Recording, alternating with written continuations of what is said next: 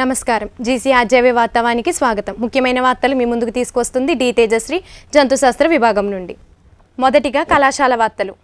2025-26 విద్యా సంవత్సరానికి గాను మన కళాశాల విద్యార్థులందరూ స్వయం ఎన్పీటీఈఎల్ విద్యా కోర్సులలో వెంటనే రిజిస్ట్రేషన్ చేసుకోవాల్సిందిగా మన కళాశాల principal professor R K Ramachandrarao sir గారు తెలిపారు. రిజిస్ట్రేషన్ చివరి తేదీ ఈ నెల 21తో పూర్తవనుంది.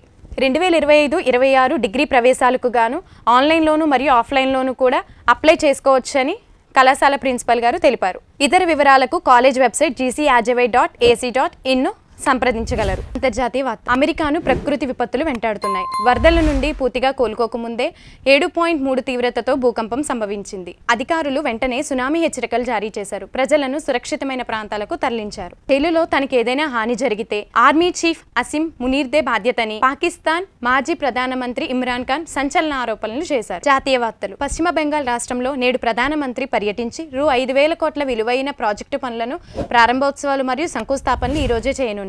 రష్యాతో వాణిజ్య సంబంధాలపై నాటో చీఫ్ చేసిన వ్యాఖ్యలను భారత్ ఘాటుగా స్పందించింది. తమ దేశ ప్రజల ఇంధన అవసరాలను తీర్చడమే ప్రధాన లక్ష్యమని స్పష్టం చేసింది. ప్రజల అవసరాలకు ప్రాధాన్యతనిస్తామని కేంద్ర మంత్రి హర్దీప్ సింగ్ పురి పేర్కొన్నారు. రాష్ట్రీయ వార్తలు. ఆంధ్రప్రదేశ్కు 5 అవార్డులు రావడం విశేషంగా భావించింది. విజయవాడ, రాజమండ్రి, గుంటూరు, తిరుపతి, వైజాగ్ నగరాలు సత్తా చాటాయి. రాష్ట్రపతి ద్రౌపది ముర్ము చేతుల మీదుగా మంత్రి నారాయణ అవార్డులను అందుకున్నారు.